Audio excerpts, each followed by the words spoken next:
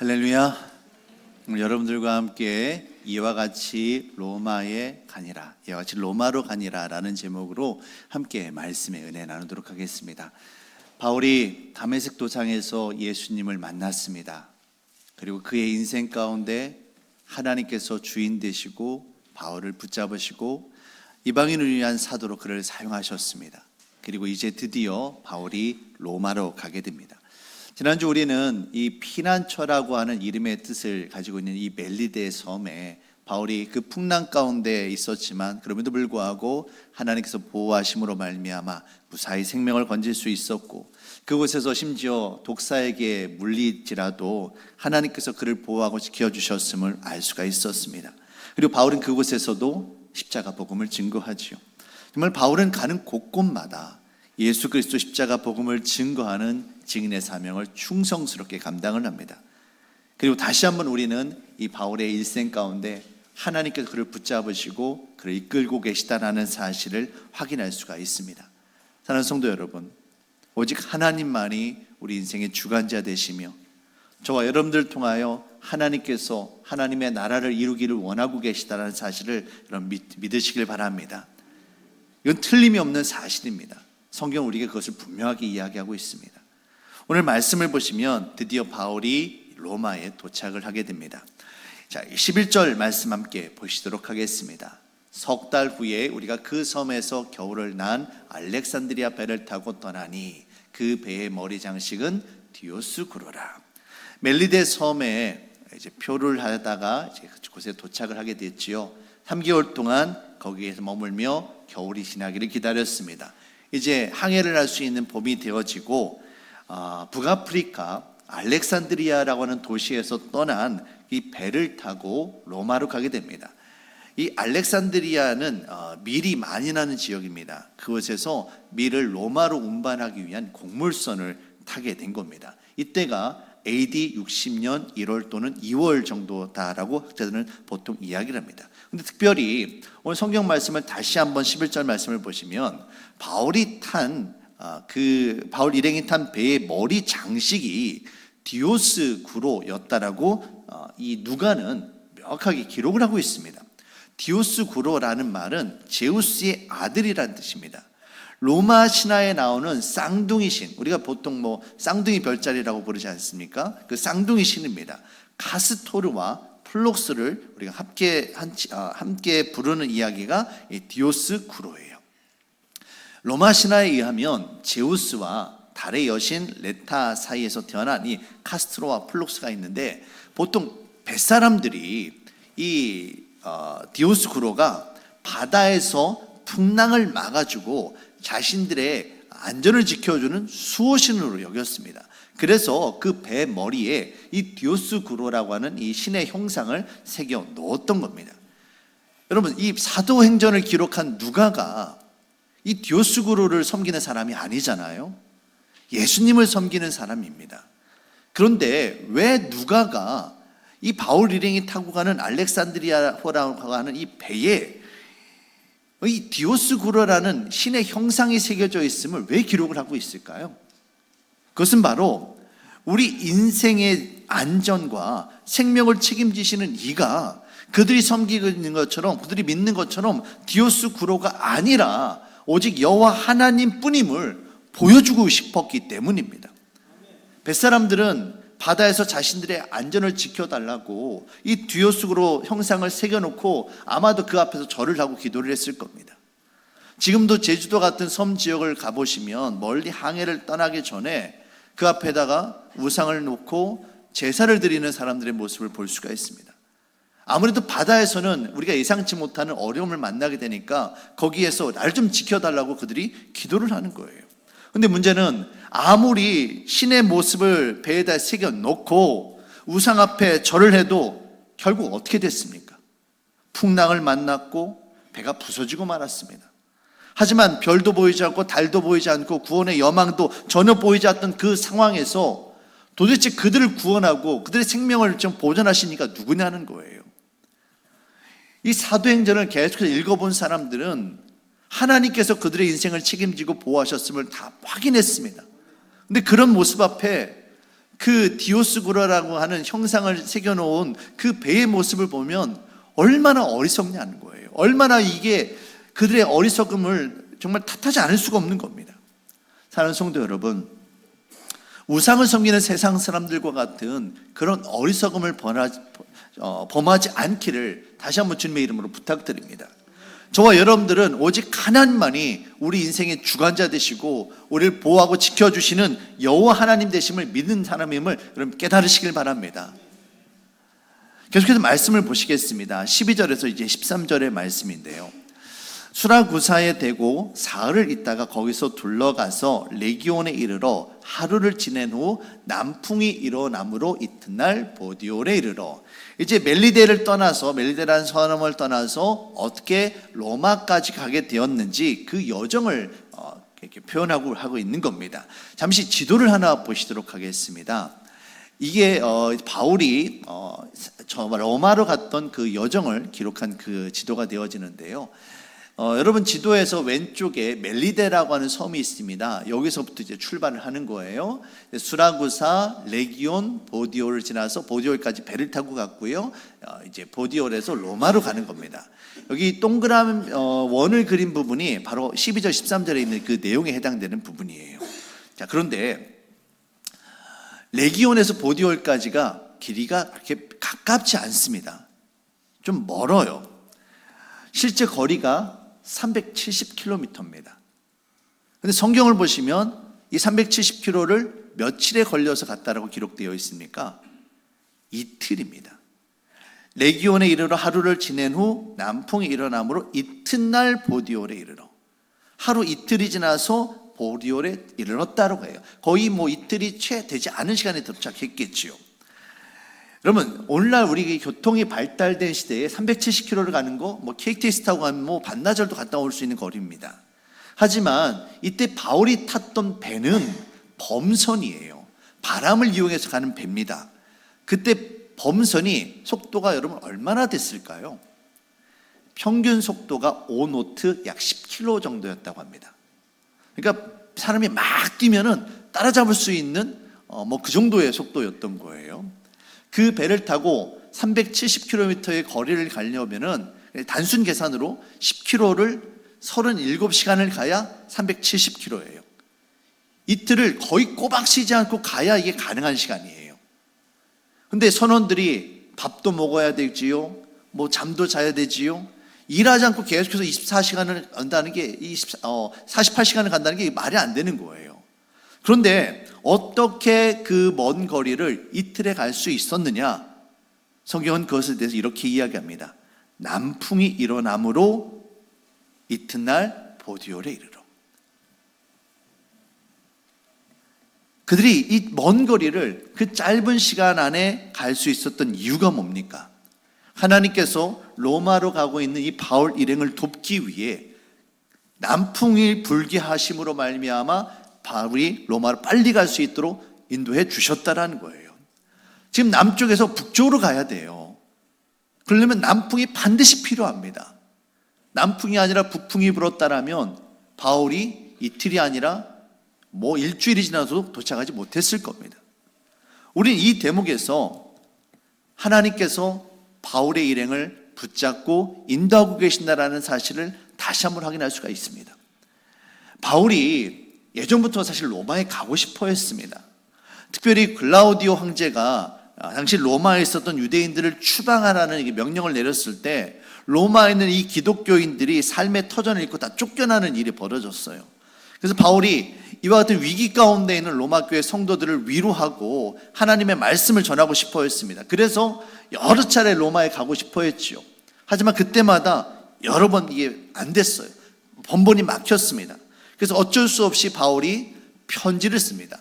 편지를 써서 그들을 위로하고요, 하나님의 말씀을 증거합니다. 그게 바로 로마서입니다. 로마서 1장 13절을 말씀을 보시면 당시에 바울이 어떤 심정이었는지 너무나도 잘 기록이 되어 있습니다.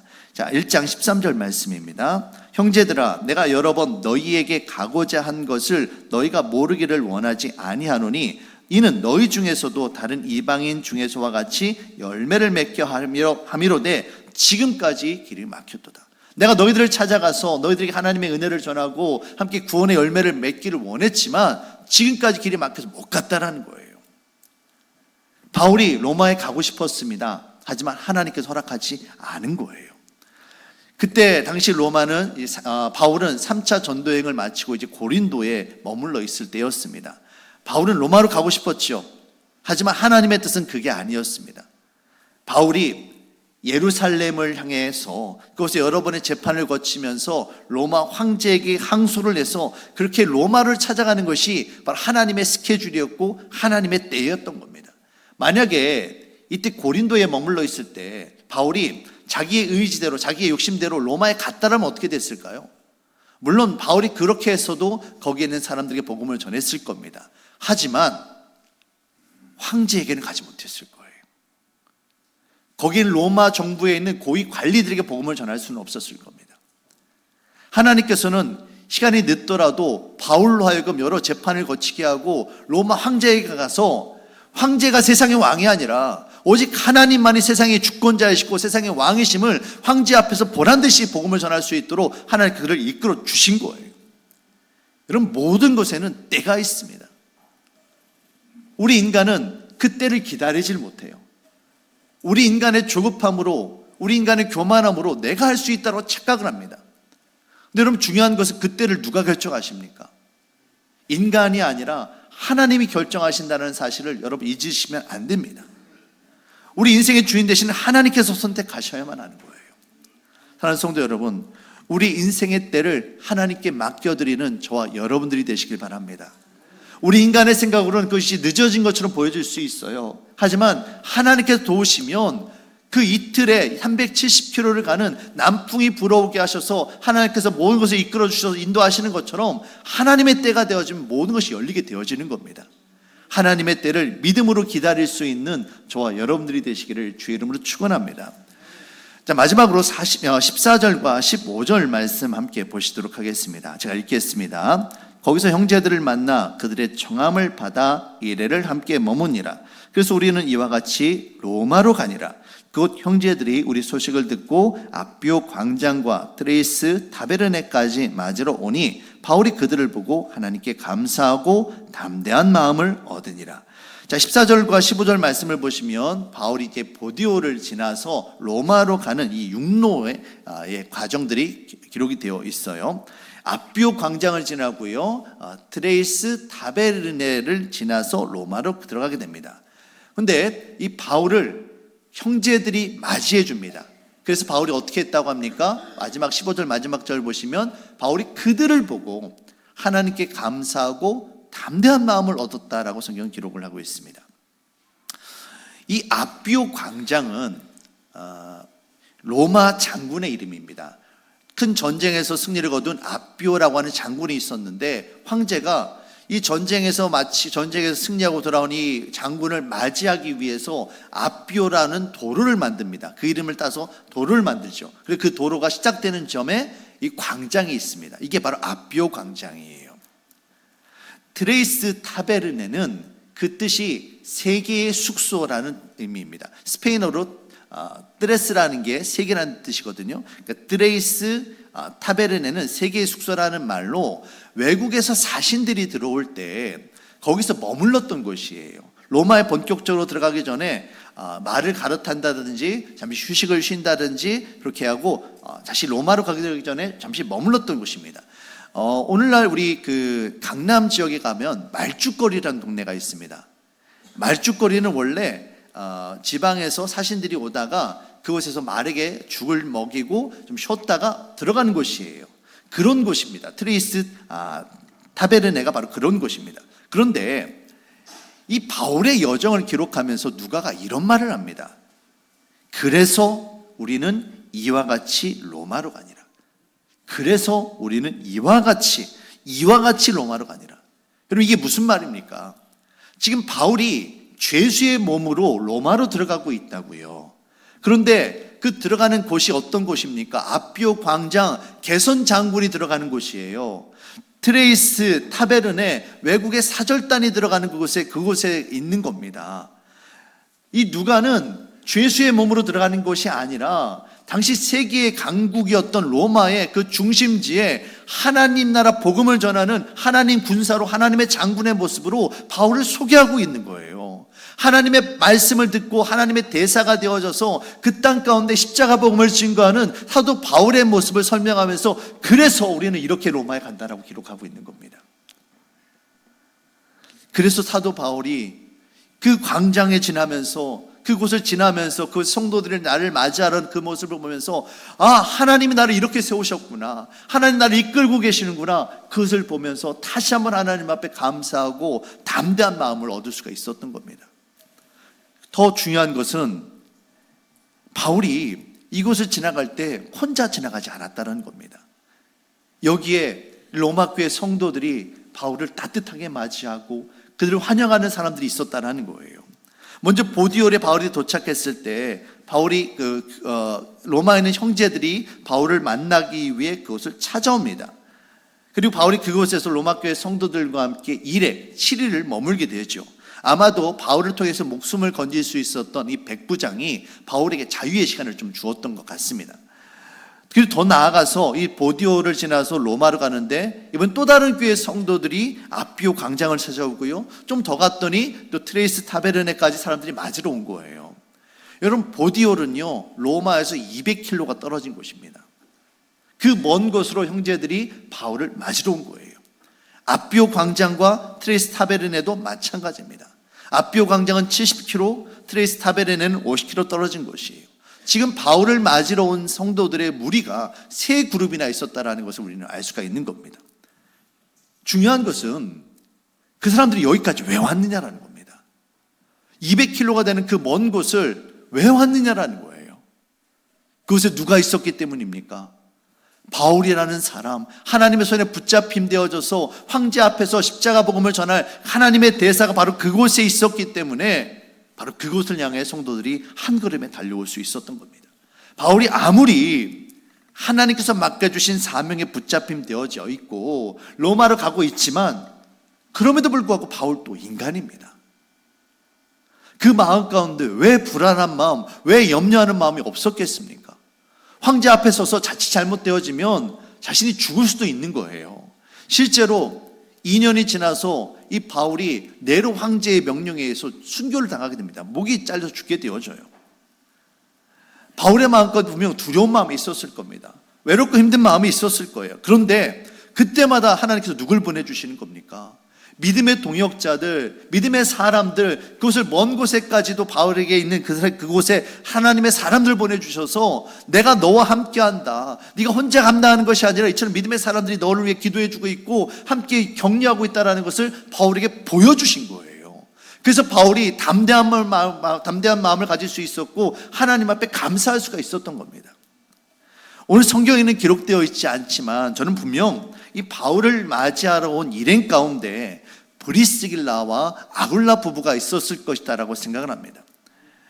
바울이 로마 교회 성도들 향해서 편지를 쓰면서 로마서 16장 3절에서 이 로마 교회 성도 안에 있는, 그러니까 이 브리스길라와 아굴라 부부에게 안부를 전해달라는 부탁하는 내용이 나옵니다. 16장 3절 말씀이에요.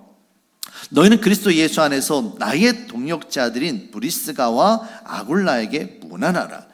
이 글라우디오 황제에 의해서 추방되어졌던 브리스길라 아굴라 부부가 고린도에서 바울을 만났고 바울과 함께 복음을 전하고 교회를 세우는 동역자로 세워지게 됩니다. 그 이야기가 이때부터 11년 전 이야기예요. 바울은 고린도를 떠나서 전도 여행을 계속했고 브리스길라와 아굴라 부부는 그곳에 남아서 아볼로라고 하는 젊은 사역자를 세우게 됩니다. 그리고 시간이 지나서 다시 로마로 돌아옵니다. 그들의 본거지가 되었던, 그들의 고향이 되었던 로마로 돌아와서 그곳에 교회를 세운 거예요. 그래서 이 브리스길라와 아굴라 부부가 함께 그것을 사역하고 있었기 때문에 바울이 그들에게 안부를 전해달라고 부탁을 하고 있는 겁니다. 이 브리스길라와 아굴라 부부가 어떤 사람들이었습니까? 바울을 위하여 자신의 생명을 내놓기까지 주저하지 않겠다라고 하는 바울의 동역자들이에요. 바울과 함께 그 고생을 했고요, 함께 하나님 나라를 위해서 애쓰고 수고했던 사람들입니다. 근데 그들이 지금 로마에 있는 그들이 바울이 왔다는 소식을 듣고 자신의 일을 다 내쳐놓고 그것을 찾아온 거예요. 그 부부를 바라보면서 바울이 얼마나 큰 위로를 받았겠습니까? 사랑하는 성도 여러분, 믿음의 길은 결코 혼자 가는 것이 아닙니다. 물론 성령 하나님께서 저와 여러분들의 인생을 이끌어 주고 계세요. 하지만 하나님뿐만이 아닙니다. 하나님께서는 우리가 힘들고 어려울 때마다 믿음의 사람들, 믿음의 동역자들, 우리 성도님들을 붙여주셔서 함께 이 일을 감당하고 있음을 위로하고 격려하고 계시다는 사실을 여러분 잊지 마시길 바랍니다. 북이스라엘의 위대한 예언자 엘리야가 갈멜산에서 큰 영적인 승리를 거두게 됩니다. 바알을 섬기는 제사장들 450명, 아세라를 섬기는 제사장 400명, 850명과 영적 대결을 싸워서 하나님이 참 신이심을 그가 증거하게 되어지죠. 그리고 3년 6개월 동안 비가 내리지 않았던 그곳에 엘리야가 기도하게 되어지자 하늘에서 큰 비가 내리게 됩니다. 엘리야 인생 가운데 이처럼 큰 승리를 거둔 적은 없었습니다. 그런데 그렇게 하면 이 바알과 아세라를 섬겼던 그 어리석은 왕들이, 당시 유대의 백성들이 하나님께 돌아올 줄 알았는데, 조금이라도 변화가 될 줄 알았는데 그렇지 않은 거예요. 특별히 당시 여왕이었던 이세벨이 자신의 그 수족과 같은 바알과 아세라를 섬기는 그 제사장들이 다 죽었다는 소식을 듣자 엘리야를 죽이겠다고 협박을 합니다. 이 이야기를 듣고 엘리야가 큰 충격을 받습니다. 하나님, 내가 지금까지 애쓰고 수고한 게 뭡니까? 내가 이렇게 애써 노력했는데 아무런 변화가 없습니다. 하나님, 저 이제 할 만큼 다 했습니다. 더 이상 못하겠습니다. 죽고 싶습니다. 엘리야가 영적인 침체에 빠지게 됩니다. 이때 하나님께서 이 엘리야를 광야로 이끄세요. 하나님의 산 호렙산으로 인도하십니다. 그리고 엘리야를 회복시켜 주십니다. 세미한 소리 가운데 엘리야를 만나 주시고 다시 한번 그에게 사명을 회복시켜 주시죠. 그런데 여기 중요한 것이 하나 있습니다. 하나님께서 엘리야를 회복시켜 주시면서 확인시켜 주신 게 있어요. 여러분, 그것이 무엇입니까? 바로 바알에게 무릎 꿇지 않은 7,000명이 남아있다라는 사실을 하나님께서 엘리야에게 확인시켜 줍니다. 엘리야는 지금까지 나 혼자 사명을 감당하는 줄 알았습니다. 나 혼자 싸우다가 나 혼자 죽어버리면 이게 다 끝나는 줄 알았어요. 그런데 하나님께서 아니다라는 겁니다. 엘리야야, 너 혼자 싸우는 줄 아는데 네가 혼자 싸우는 게 아니야. 내가 너와 함께 있고 너와 함께 이 믿음의 싸움을 싸우기 위해서 7,000명이라고 하는 바알에게 무릎 꿇지 않은 하나님의 군사들을 내가 준비하고 있어. 이들과 함께 하나님의 나라를 이룰 거야. 그러니까 너는 주저하지 마라, 염려하지 마라. 하나님께서 엘리야를 일으켜 세워주고 계시는 겁니다. 여러분, 엘리야가 그 7,000명에 대한 말씀을 들을 때 그 마음 가운데 어떤 생각이 들었을까요? 내가 혼자가 아니구나. 하나님께서 보내주신 사람들이 함께하고 있구나. 이런 생각으로 그가 다시 회복하고 힘을 낼 수 있었고 자신에게 맡겨진 그 사명을 끝까지 충성스럽게 감당할 수가 있었던 겁니다. 사랑하는 성도 여러분, 오늘 저와 여러분들에게는 하나님께서 함께 하심을 보여주시는 믿음의 사람들이 필요합니다. 지난 주간 우리 성도님들께서 기도해 주신 덕분에 필리핀 선교지를 방문하고 돌아올 수 있었습니다. 일정이 여의치 않아서 많은 곳을 방문하지는 못했지만 정말 뜻깊은 시간이었습니다. 여러분께서 아시는 것처럼 필리핀은 섬이 많습니다. 약 7,000개의 섬이 있고요. 25개의 각각 다른 언어를 사용하는 약 1억 명의 사람들이 필리핀에 있습니다. 필리핀은 스페인의 지배를 오랫동안 받았습니다. 그래서 카톨릭의 영향을 많이 받고 있지요. 그런데 문제는 이 카톨릭과 필리핀의 전통 무속 종교가 혼합이 되어 있습니다. 그래서 우상과 귀신을 섬기는 그런 어지러운 나라가 되어버리고 만 게 바로 이 필리핀이에요. 필리핀의 그 가정집을 가보면 집집마다 이 성경에 나오는 캐톨릭의 성인과 같은 그런 모습이 있는데 그 앞에다 초를 키워놓고요, 그들이 절을 하고요, 우상을 섬깁니다. 그러니까 이 카톨릭이 아니라 카톨릭의 모습을 한 우상을 섬기고 있는 거예요. 물론 스페인을 넘어서 미국의 지배를 받으면서 그곳에 복음이 들어갔고 예수님 믿는 사람들이 있습니다만 아직 복음화율이 5% 정도밖에 되지 않는 그런 나라가 이 필리핀입니다. 그런데 문제는 우리 대한민국에서도 1970년에 이제 필리핀 선교를 본격적으로 사회 시작을 했고 교회가 세워지게 됐지요. 그런데 문제는 코로나가 일어나면서 선교사님들의 사역이 멈춰지고 한국에서의 지원이 멈춰지고 하다 보니까 이 필리핀의 복음화율이 현저히 떨어지기 시작한 겁니다. 또 필리핀 안에 있는 이 선교 단체 안에서 어떤 여러 가지 문제들로 인해서 이 복잡한 상황이 되어지고 말았어요. 그 가운데 저의 일행들이 그곳을 방문하게 된 겁니다. 그곳에 한 교회 사진을 여러분들과 함께 좀 보려고 합니다. 좀 보여주시죠. 왼쪽에 있는 사진이 그 교회 건물입니다. 그리고 여러분 보시면 빨간색 동그라미로 쳐져 있는 부분이 있죠. 안내 표지판이 있어요. 그게 여러분 오른쪽에 있는 큰 표지판 내용인데, 이게 무슨 내용이냐면 이 교회 건물은 2006년에 수원에 있는 어느 교회 어느 집사님이 헌금을 하셔서 세워진 교회입니다 라는 그런 편말이에요. 그런데 문제는 이 헌금을 통해서 교회가 세워졌는데 코로나를 겪고 교회 리더십이 바뀌면서 그만 이 교회가 잊혀지고 만 겁니다. 다음 사진입니다. 이 교회를 섬기고 있는 목사님, 사모님, 그리고 빨간색 옷이 이 선교사님이세요. 이 목사님이 선교팀이 방문해줘서 너무 고맙다라고 말을 하며 인사를 하는데 이런 말을 합니다. 자기들이 여기에 있다는 사실을 잊지 않고 찾아줘서 고맙대요. 이곳은 그래도 환경이 좋습니다. 교회 건물도 있고요, 전기도 들어옵니다. 하지만 전기도 들어오지 않는 그런 열악한 곳에서 외롭게 복음을 전하는 목사님들, 선교사님들, 그들에게 있어서 가장 힘든 게 여러분 무엇일까요? 외롭다라는 거예요. 잊혀질까 두렵다라는 겁니다. 나 혼자 애쓰다가, 나 혼자 노력하다가 나 혼자 죽어버리면 교회도 사라지는 것 아닌가, 이런 걱정들을 그들이 한다는 거예요. 그런 그들에게 비록 잠시 왔다 가는 선교팀이지만 그럼에도 불구하고 자신들이 잊지 않고 찾아와줘서 자신들을 위해 기도해 주어서 당신들이 나와 함께하고 있다는 걸 확인시켜 주셔서 너무 고맙다라는 이야기를 해요.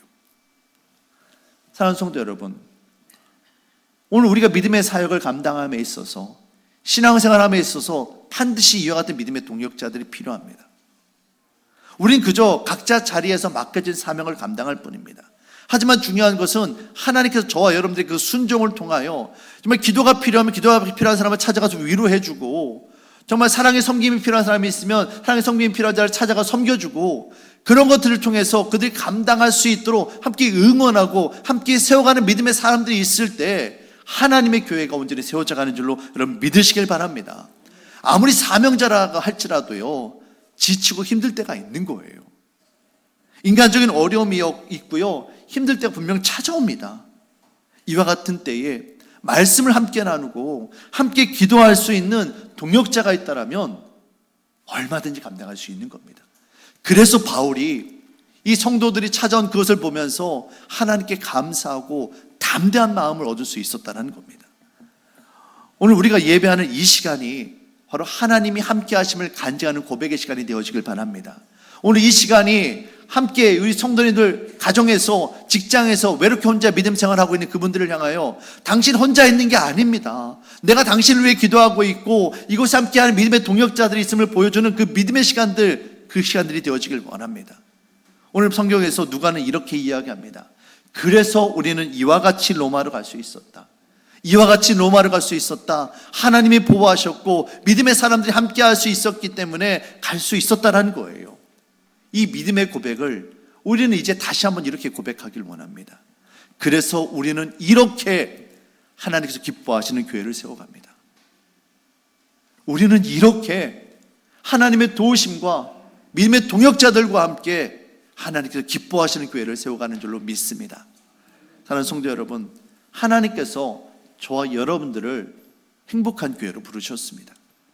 주께서 우리의 교회를 부르신 것에는 분명 하나님의 목적이 있습니다. 사명이 있습니다. 이 사명은 우리의 힘으로 감당하는 게 아니에요. 하나님의 힘으로 감당하는 겁니다. 하나님의 인도하심을 따라가는 거예요. 그런데 여기에 나 혼자 감당하는 게 아닙니다. 하나님께서 붙여주신 이 믿음의 사람들, 저와 여러분들을 통해서 하나님의 뜻이 오늘도 이루어져 가는 줄로 믿습니다. 오늘도 우리 함께 이렇게 하나님의 기뻐하시는 교회를 세워가는 믿음의 동지들, 동역자 되어주시기를 주의 이름으로 축원합니다. 사랑하는 주님, 참으로 감사합니다. 오늘 바울이 로마로 가는 그 일정 가운데 하나님이 함께 하심을 확인할 수 있었습니다. 또한 동시에 하나님께서 보내주신 믿음의 사람들이 있었기에 바울이 감사하고 담대한 마음을 얻을 수 있었다는 것을 말씀을 통해 볼 수 있었습니다. 하나님, 우리 행복한 교회 모든 성도님들을 축복합니다. 하나님의 뜻 안에서 믿음으로 순종하게 하여 주시고 함께 서로가 서로를 위하여 격려하고 기도함으로 말미암아 하나님께서 기뻐하시는 나라, 하나님 기뻐하시는 교회 세워갈 수 있도록 인도하여 주시옵소서. 모든 것 주께 감사드리며 예수님의 이름으로 기도합니다. 아멘.